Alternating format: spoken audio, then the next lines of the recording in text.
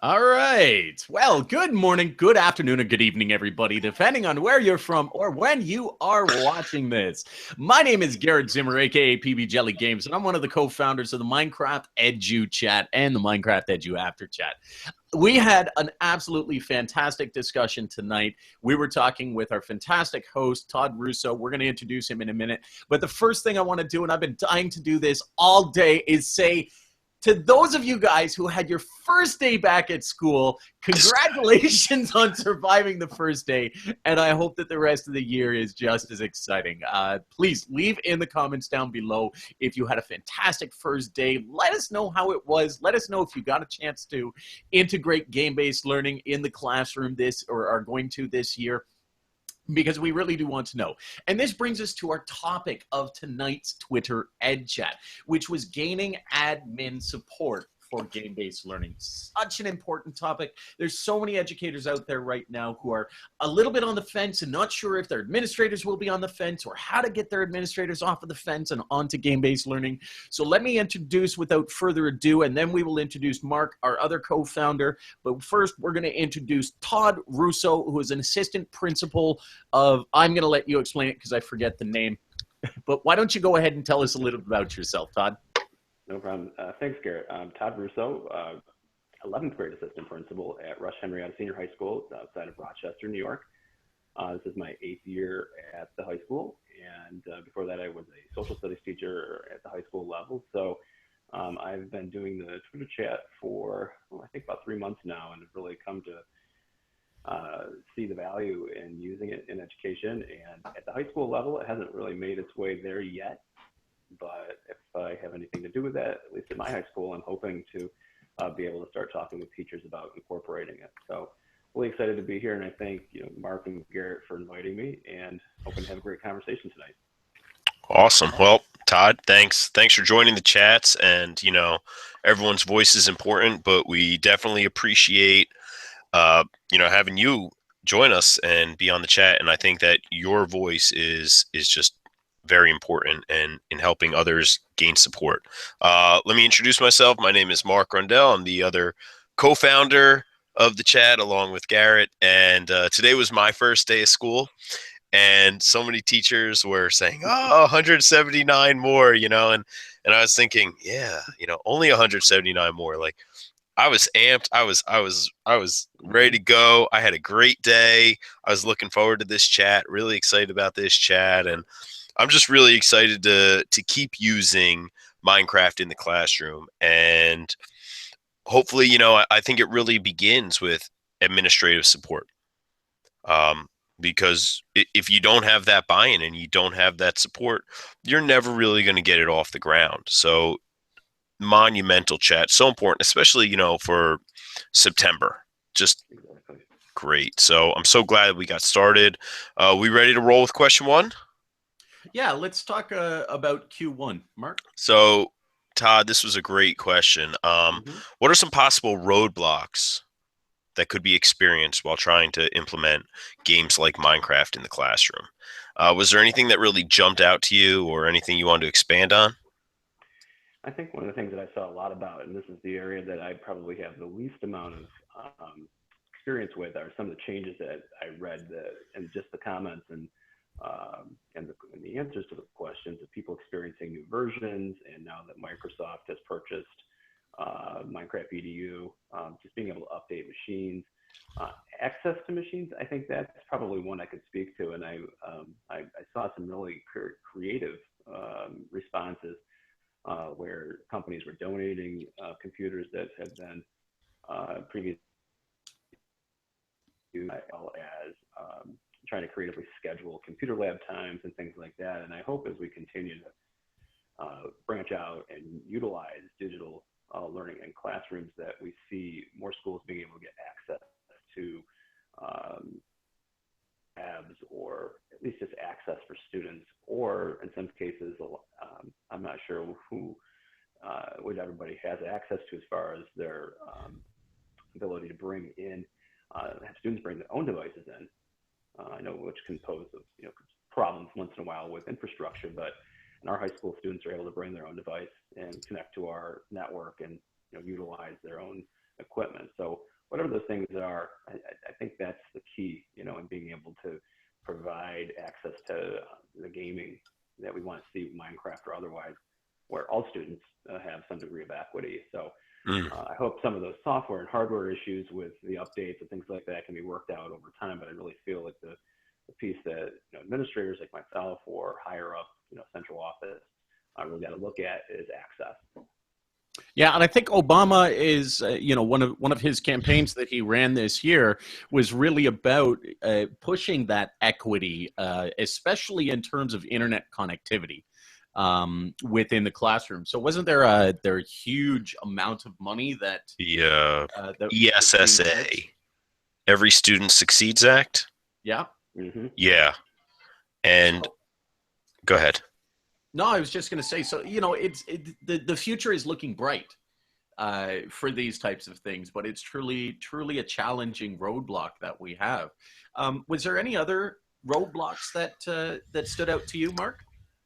I mean, I think, just access and, hardware are huge roadblocks, but something that came up later on in the chat was also then measurement, which I think is an important topic, and it's something that we discussed during the chat, and I don't know if we want to save it for later, but I think having some form of measurement to prove that there's value in using games in the class and using Minecraft in the class, and something that we discussed is that sometimes it's difficult to have that raw data. Let me interrupt you for one quick second, because this thought is so important, but it also flows into a couple of other roadblocks that were out there. And one of the roadblocks that specifically this deals with is, how do you get administrators, educators, your fellow peers, your teachers, and even parents on board with thinking that games are not just games being used in the classroom? And a lot of that does fundamentally fall down to, can you prove that you're not just using a game as a scapegoat for my child's attention? And so go ahead, continue with that point, because I think it relates to both parents, administrators, and educators.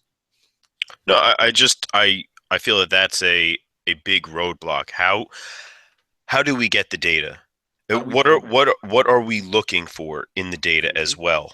And this is something that maybe Todd can speak to, using the Danielson model, that there are other things being measured besides Common Core state standards, in like a model like Danielson or Marzano that could then be assessed on this teacher effectiveness scale. Todd, did you want to say anything about that? Absolutely. I think, what we were talking about in the chat, and it really rang true for me, was we do get caught up a lot in looking at metrics that deal with number data. In New York, it's Regents exams or the New York State assessments for grades 3 through 8. And in Mark, in New Jersey, it's the Park exams and things like that. And while those things are important, I think one of the things that we were talking about was that they provide a point in time for us to look at, and we can gauge follow-up support in the future for that student. But in this particular case, what are we looking for in the moment with students and teachers in the classroom setting? And when we're doing observations with teachers and we're looking at models like Danielson or Marzano, how can we focus in on the areas of teaching and learning that an administrator like myself can look for and give teachers feedback on, to say, wow, when you were doing that with those students, they were so engaged because I noticed that. And, for Danielson, that's a huge piece of what we're doing in our district. And we're taking a look at a 5-year tech plan where, we're going to one-to-one by the end of next year. And we're really focusing our feedback to teachers and supervision. I won't even use that term. It's more of just the teaching and learning, that goes behind that, is really coming out of the engaging students in learning.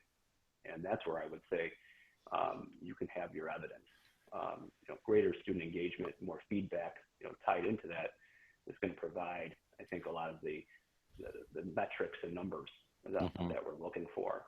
And I think increasingly more administrators and more teachers are seeing the value in non-number-based data and looking more at skill and looking more at attributes of students.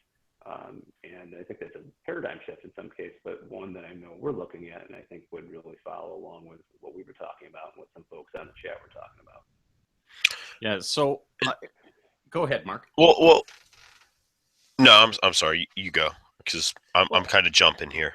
I was gonna say I was gonna tie this back because it does present a very broad conversation to have, because you have proponents on one end who are very, very against standardization and standard testing and metrics and everything like that, and then you have the proponents who are usually all for it, and those are typically more of the administrator sides of things, because the world works on metrics. The world works on, okay, I need to see where we're at today.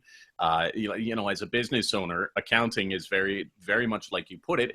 It's a snapshot. I need to have a snapshot of how we did last year to see if we've improved or grown or shrunk or had a loss in the further year. So again, part of it, and this was going to come up later, but we can cover this now. We were having this interesting conversation about administrator support and what role does the administrator play. And I think part of it really becomes the administrators have to start working with their teachers. And I think teachers have to start working with their administrators to say, look, in this new paradigm of knowledge of how we want to teach our students so that they don't feel like just another number in the system or a cog in the wheel, how do we create and track metrics that are relevant and provide us with the data that we need to have to help them improve and help you as administrators do your job and help the government determine whether or not their education system is working at the funding level that it's looking at.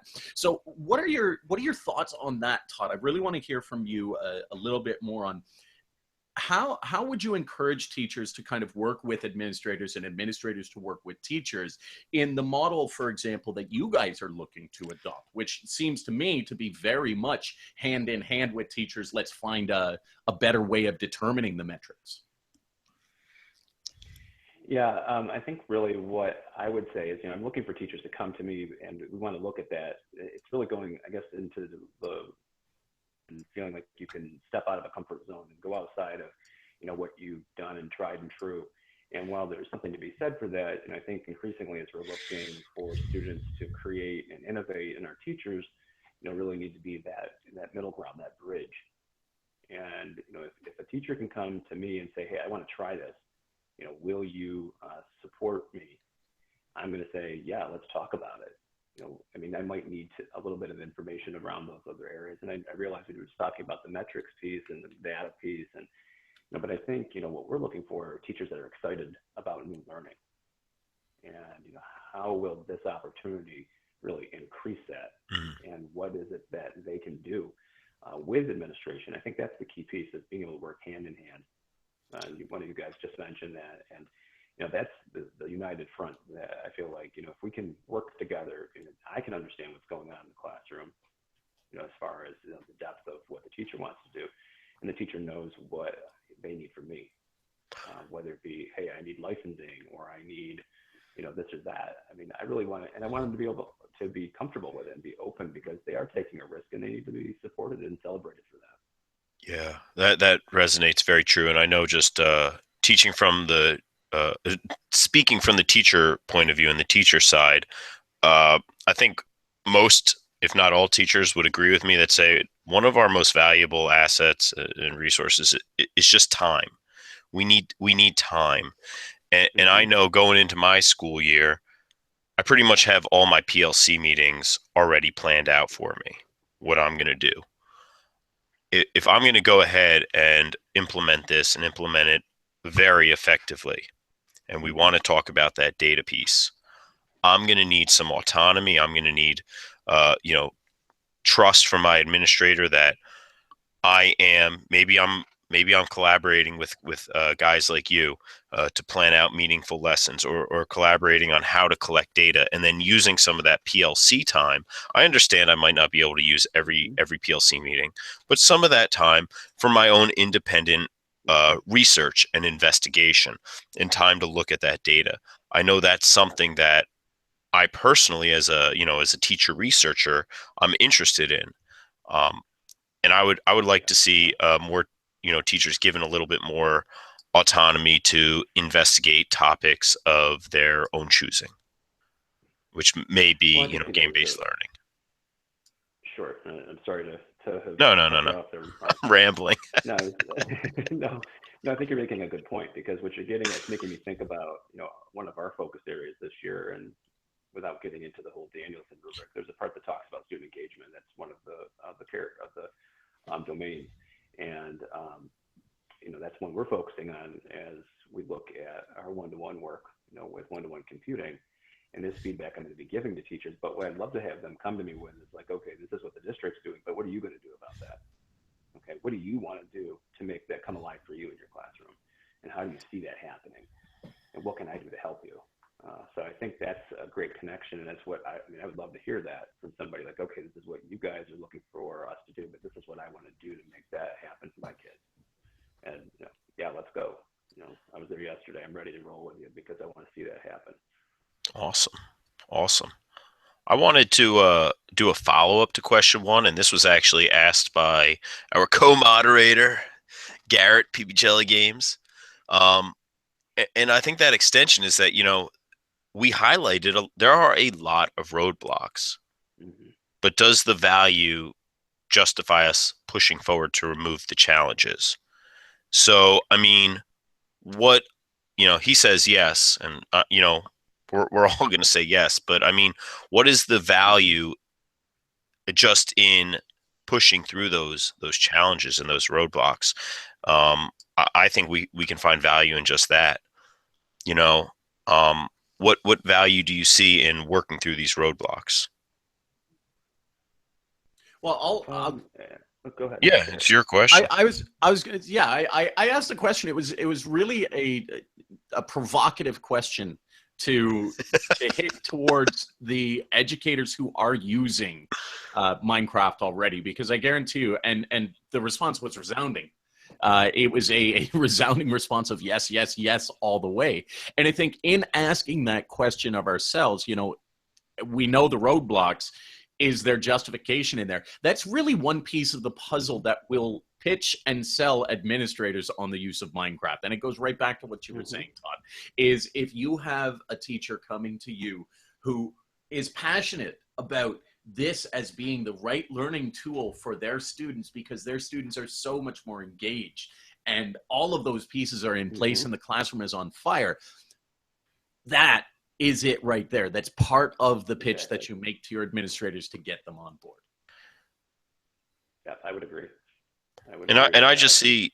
Oh, no, go ahead. I just see, that having these conversations and working through these roadblocks is going to create additional opportunities. It's creating more dialogue. It's creating more opportunities. And when we confront these issues and these roadblocks, we're creating opportunities. And that's what's going to bring us from, being a good teacher or a good administrator or a good school to being great. Is confronting those roadblocks and those challenges, because there is value in it. And I think just modeling that for our students and showing that these are the challenges, and we're facing our own issues, but we're gonna work through it, and we're gonna collaborate, and we're gonna work together. Just that whole process, I think, has value in it. Whatever the topic is. All right, we spent quite a lot of time on question 1, but we really did cover a lot of the other questions. Yeah, to be fair, I think, question 1 really related very closely, and our responses and our flow really related very closely to Q1, which is the roadblocks, Q2, which was how might you use Minecraft to assess and submit student learning, because again, that's part of the metrics and the data that needs to be stored and tracked for administrators. And question 3 is, what support would you look for from administration, and what role do they play in making this work? So I think those were very, very generously covered on there. Any additional thoughts on those 3 questions that you might want to key in on, Todd? I know it seemed to be for Q3, looking for what people were looking for from their administrator was, and I think, Mark, you touched on this really succinctly, was, that autonomy, and let me work on this, let me try this, let me do this. I really want your support. It may not look I don't know what's the right word, clean. It's messy. Yeah. I think, Mark, you used that term, in the chat, and I think messy's good. I mean, things that are worth doing aren't clean. Yeah. There's going to be messy. You're going to make mistakes. You're going to trial and error it. And I want to see that. I'd rather see that than coming into, a classroom that looks like, there's no innovation that's been happening in some time, because it's like it's just stuck, and Yeah. what you were talking about made me think about classrooms that I've been in where the teacher's like, okay, everybody, we're trying something new today. I'm not sure what's going to happen, and it's all right. Yeah. And so, and I feel like that piece there, for the administrator walking into the classroom, unannounced or whatever the case might be, is to trust me, believe in what I'm doing, and know that I have the kid's best interest in mind, and that, yes, I mean, there's connections being made to the things that we're doing, but this is going to be a little different, and I would be interested in your feedback. So, I've got to do this. So that would. Go ahead. Sorry, I thought you were done. Yes, I am. Yeah. The lag has cross conversations. You're gonna blame it on the lag. I will blame it on the lag, but I'll tell you, I've got to do this. It always reminds me of, oh, Captain, my Captain.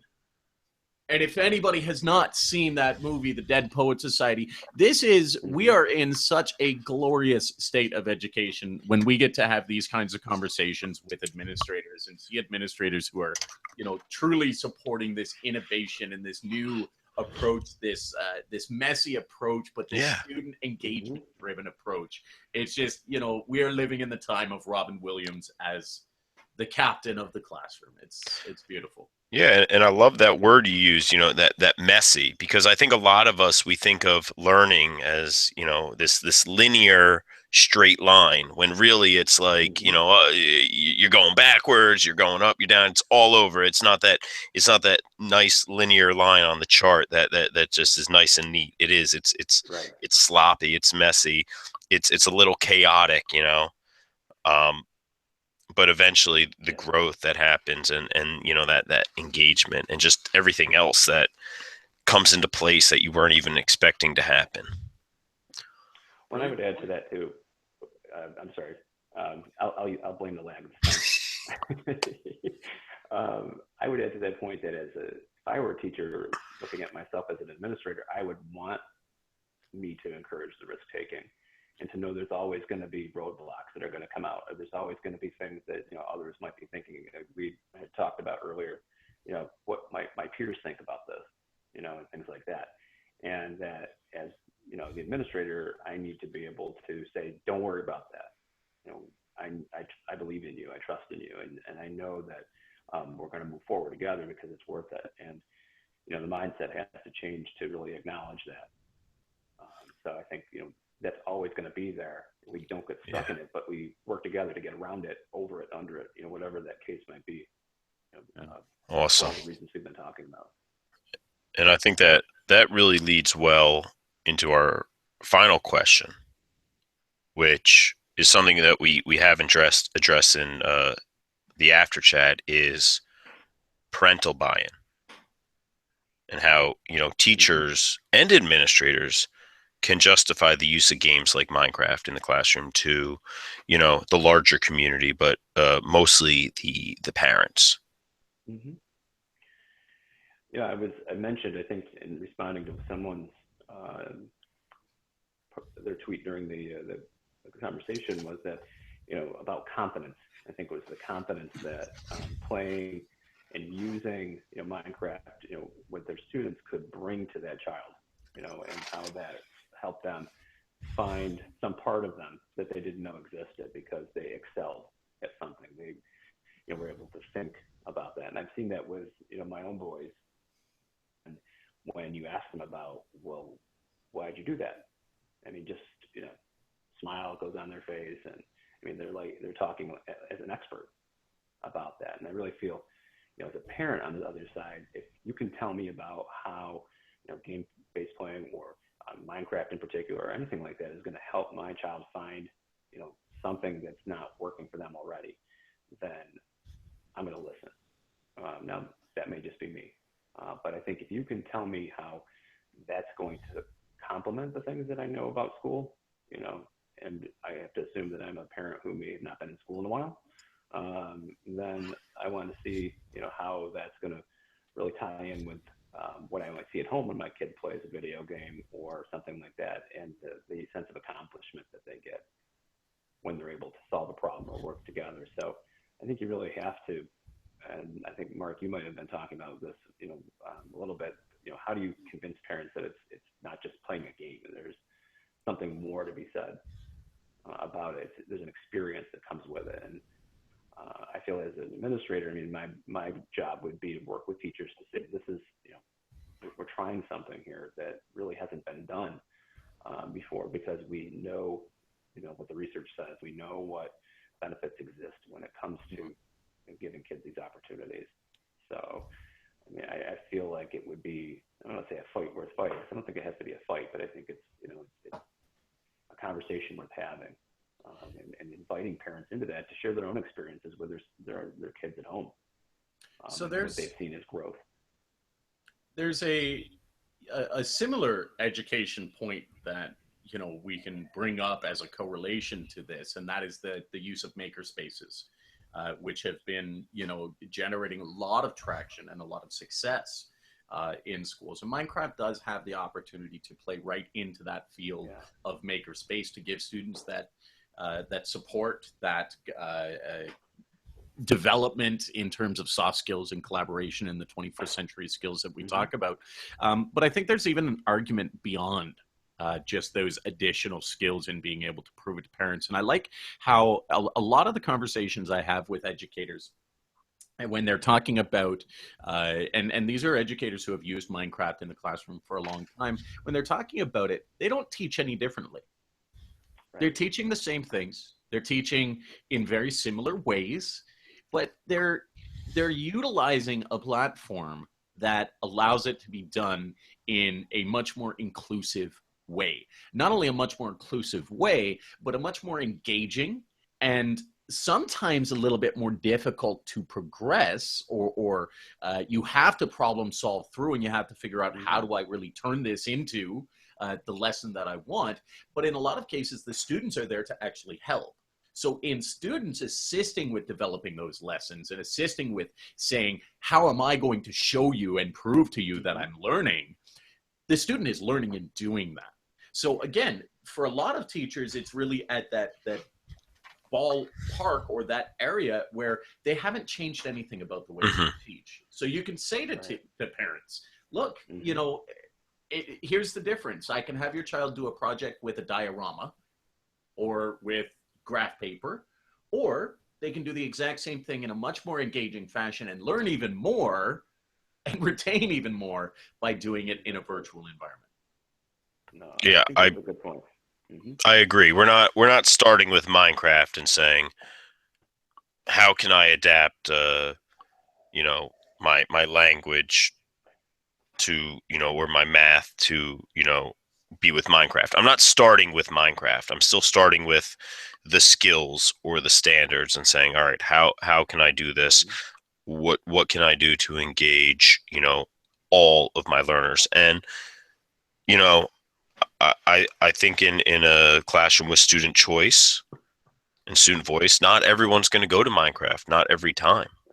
And I think that's one of the beauties of learning, especially like in a 21st century classroom where everyone is demonstrating their mastery in different ways, and not everyone's going to choose Minecraft. But it's not just saying like, okay, everyone's going to do this in Minecraft, and I'm really kind of like, I'm starting with Minecraft and adapting it to work for Minecraft. Minecraft is the tool, right? It's not the master. Right. No, and I think it's an important thing that, it's a bigger conversation around, the use of, digital tools and things like that. It's not about the tool. It's about what the tool allows students and teachers to do. And, Garrett, as you said, we're not replacing, the learning and teaching that's going on. We're giving teachers and students more resources to, get from A to B. And, Mark, I like what you had to say about it's a choice. It's a tool that you can choose to use to demonstrate your knowledge and your understanding and what you might create with that as a student. But it's not the only choice. So it's really there for, students to pick as they choose or teachers to use from time to time, but it's not going to totally push out good instruction and good teaching and learning otherwise. Yeah. And as far as, justifying it to parents, I think the other thing that we need to talk about is transparency. Mm-hmm. You need to communicate with parents, and as teachers, we're the front line. So we really do need to be communicating it to parents in any form of social media that we might use with our class, whether it's a Remind, Class Dojo, Class Craft, if you have a class Twitter, or, maybe you have a class Facebook page, depending on what you have, but really communicating that with parents and making yourself accessible to parents and having that open conversation. I think that's so important, because if you're not relaying any of this on to parents and, yeah, Mom, Dad, we've been playing Minecraft in class for the past 2 months now. There might be some issues, but if they see the process as it's unfolding, then it's not a mystery. They know what's going on, and you're documenting it, for yourself, for the parents, for the students. I was just looking through my old class dojo, and I had one parent thanking me, telling me how excited her son was to come to school, and he's never been excited to come to school before. And this was a child from last year.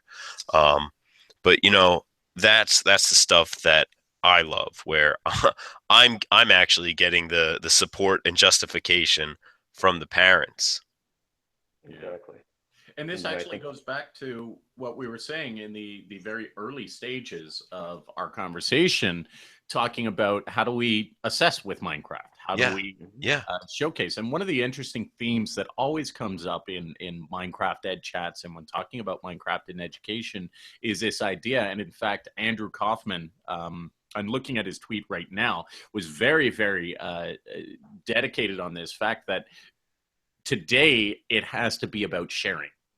And so this becomes one of the metrics that we can use, one of the standards, one of the data points that we can use by collecting the showcase of students' works and showing it on whether it be our class social media, our class dojo, whatever. Because let's face it, growing up, I would go home with the picture I drew in art class and Mom would put it up on the fridge. Today, it's no different. It's a good way to prove to parents and administrators that, hey, look, there is real learning going on here. Here is the results. And if we can include, here is the data on what they did, then it covers all bases. Yeah. And I think we get to this point in time of the year where most of us are, have either just started or have been going for a few weeks, and we're doing open houses and we're getting parents coming back into our buildings. If you've been using Minecraft or something like that, I mean, what a great opportunity to have kids come in and demonstrate it for their parents, show them what they've been doing, what they've been learning. Or if you can't do that, then, record them doing it and show that to your parents. And, what have you been able to do? And again, time might be of the essence, but I could see this as a now and then kind of conversation of, what do you feel Minecraft has allowed you to do as a learner that you couldn't previously? And update that video or whatever it is that you're putting out there, or as you do new things, or have students, I think somebody mentioned, doing some kind of portfolio where they're keeping their own, and to be able to demonstrate, like you said, Garrett, that, well, I can't necessarily put my Minecraft project on the refrigerator, but I can have it, online, and my family can look at it with me, and I can explain why I did this. And I'm sure there's a digital refrigerator website out there Screenshots. Yes, exactly. And if you're old school, you can print those things out and put them up on the refrigerator, I guess. But you can 3D print them out now with Minecraft. Yes. Mineways, yes, Mineways. That would be cool. Before we close down, I'll tell you a little anecdote, and this is a very interesting, not an anecdote, I should say, somebody else's anecdote. But I think it was Matthew Farber.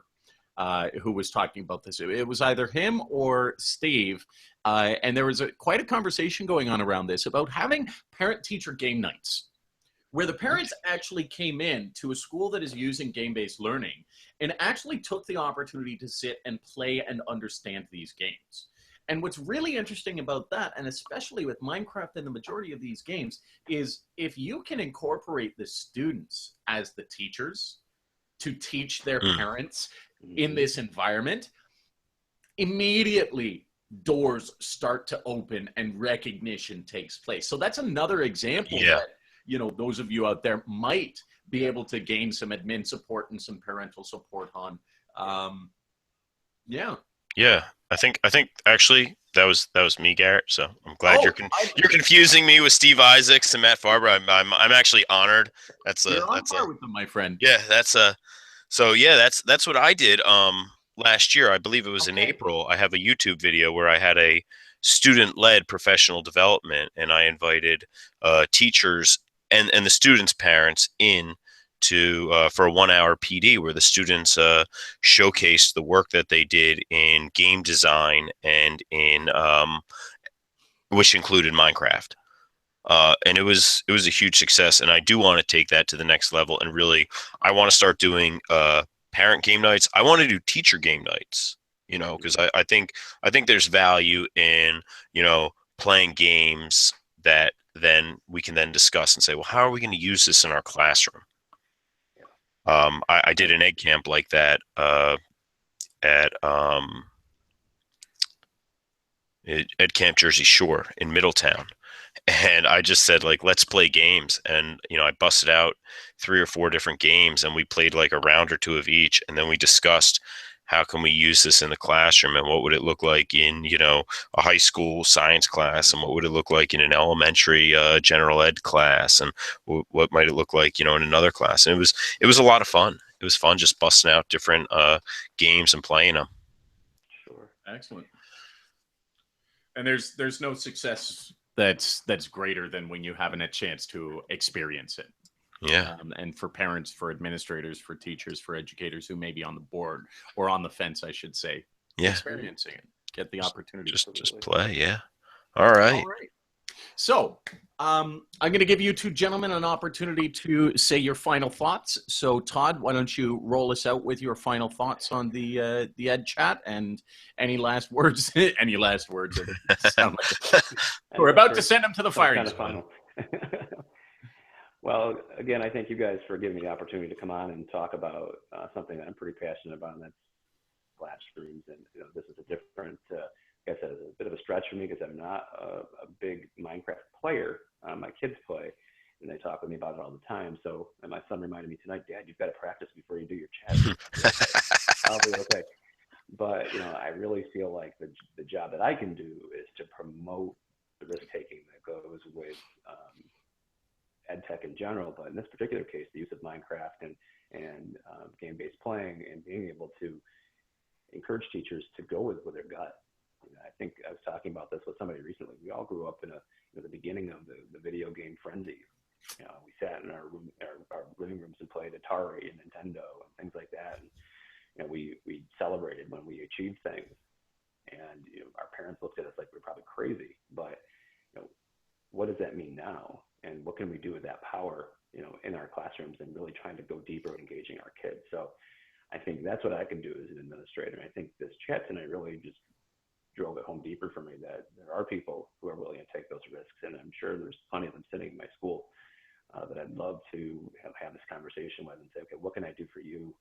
You know, it's going to remove some of those barriers, help you take that risk, and, you know, develop trust that you need to take, you know, that next step. So again, I hope that's a message that people continue to promote, and that fellow administrators, you know, around the country, around the world, you know, are willing to step up and take those risks with their teachers. Awesome. Fantastic. Mark, final thoughts? Yeah. And I just, you know, I want to piggyback off of what Todd said, and just, you know, teachers, have that conversation with your administrators. Hopefully you have an administrator as awesome as Todd, who's willing to, you know, listen to you. But talk about the challenges and the roadblocks that you might face, and how can you work together as a team to overcome it to, you know, increase student success and student engagement. It's the first day of school for me. So I want to find as many ways to have fun, not just, it's a little selfish, but I want to have fun too. I want to love what I do, and that means having fun, and that means having fun with the kids and playing with the kids, and they're learning, I'm learning. It's just a good time. I'm excited for those other 179 more days, and I'm looking forward to them tonight. So just, yeah, start those conversations and keep them going. Exactly. Well awesome. said. So we have a fantastic administrator over here by way of Todd Russo, and I know many, many other administrators out there in the edu community who are in full support of GBL. However, we all know, elephant in the room, there are going to be those administrators who hold back, who may not yet see the value, who may not yet see the approach. And I think we covered that very, very well through Q1 and Q2, that your passion and your students' passion around use of games in the classroom, not just because it's fun, not just because, but having students and yourselves being able to, really point out where the improvements can be seen becomes an important part of the process for bringing those those administrators over the fence. And so I would encourage a lot of educators out there, and I've done this, and in fact, it's a metric that I like to tout with Irv Spanish as an example. I had a unique opportunity to work with him on developing or helping him to develop his game-based learning approach in a true game-based learning fashion. And the results, he tracked those results, and he saw huge increases and literally numberable increases in engagement and organic language development in his class. So if you can take those types of metrics, and if teachers out there start developing these types of metrics and looking at that from a little bit of a data standpoint, that's going to be fuel for the other teachers who may not have administrators who are necessarily on board. So again, not encouraging, let's go standardized on all of this, but there needs to be a balance between it needs to be there. You got to measure it. Yeah. And if you're watching this and you're not following Irv, there's no way you're not following Irv, but you got to follow Irv. I mean, he's an amazing educator. He's doing great things in his classroom. Now he's starting a podcast, and he's just a really cool guy. So yeah, just follow him. If nothing else. And do we want to share next week's chat? Do we want to wrap it up with next week's chat? We got a big announcement. You're going to hear it here first. That is a very, very good point. So, ladies and gentlemen, next week's chat is going to be featuring a wonderful educator who works with higher education, but has also done a lot of work, not just with higher education, but also getting higher education students to put together modules and Minecraft support materials that are perfect for fitting into the classroom. And his name is Joel Mills. Now, the fun thing is he lives in the UK, which means we are going to be shifting our time for the MinecraftEdu Chat back by a few hours to 3 p.m. Eastern Standard Time. So unfortunately for those of you on the West Coast, it may be in the middle of the day. I do hope that you guys get a chance to stick with us on it. But we are going to try, we're looking at this as a bit of a pilot model. We're going to try this and see how the EU side of things works out, because we do have so many amazing educators over there that have voices to share, but just can't make the chat because it's too late. And it would be nice to once a month or once every couple of months at least do an EU-based chat so that we can, again, facilitate the knowledge. All of the knowledge with all of our chats, everything that's shared, resources and everything, are always tracked and archived via our learning partners at Participate Learn. So please take a look in the description of this video. You will see a link to the MinecraftEdu chats where you can find the archives. There is never a time when you won't be able to catch up on a MinecraftEd chat, whether through the archives or through the after chat like this. So look forward to next week at 3 o'clock p.m. Eastern Standard Time. And we'll see you next week. Gentlemen, I want to thank you once again, Todd and Mark, for being very, very positive and helping us out and really getting into this conversation around game-based learning and how do we get everybody's support for this. For you out there who are watching this, who have made it this far, thank you so much for joining us. We hope to see you in the Ed Chats next week and the weeks following. And again, have a great start to the school year if you're only just back.